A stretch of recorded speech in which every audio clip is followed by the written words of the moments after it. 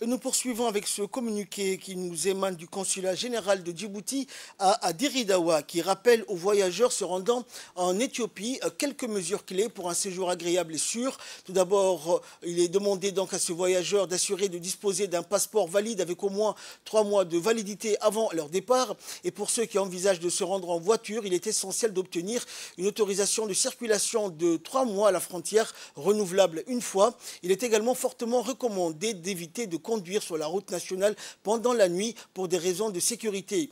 Une fois arrivé en Éthiopie, il est important de se rendre au consulat et de s'enregistrer dès l'arrivée. Et les voyageurs djiboutiens, donc, ou les vacanciers djiboutiens devront fournir leurs coordonnées en Éthiopie ainsi qu'un numéro d'assistance en cas d'incident. Le consulat de Djibouti à Diridawa souhaite à tous les vacanciers des vacances agréables et sécurisées en Éthiopie.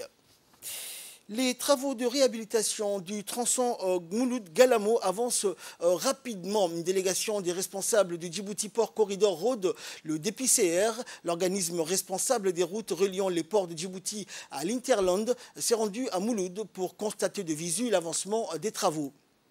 Ces travaux du tronçon Galamo-Mouloud visent à réhabiliter la route nationale 1 sur une distance de 45 km. Ces travaux sont réalisés par le DPCR en collaboration avec l'entreprise éthiopienne SIWC dans le cadre de la réhabilitation complète de l'axe principal qu'est la route nationale 1. Il est essentiel de souligner que cette réhabilitation totale de la RN1 facilitera le transport des marchandises acheminées quotidiennement par cette voie stratégique. De plus, elle réduira considérablement le temps de déplacement entre les deux pays voisins, renforçant ainsi les échanges commerciaux entre Djibouti et l'Éthiopie. Et en parallèle de ces travaux sur la RN1, plusieurs chantiers sont en cours sur les autres corridors routiers, notamment la route de Venise et la route nationale 5 entre Doudou-Balala et Ali Sabié, ce dernier tronçon étant réalisé en collaboration avec la société Al-Nasri.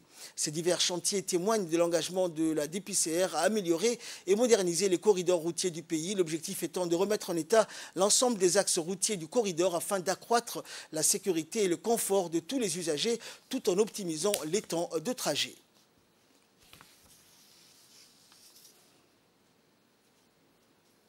Et suivant pour plus de précision les explications du directeur technique de la DPCR.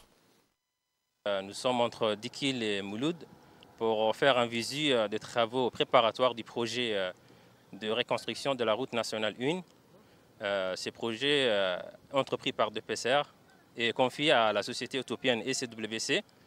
Ces projets consistent en la reconstruction totale de la route et va couvrir sur un linéaire total de 45 km pour un délai d'exécution de 16 mois.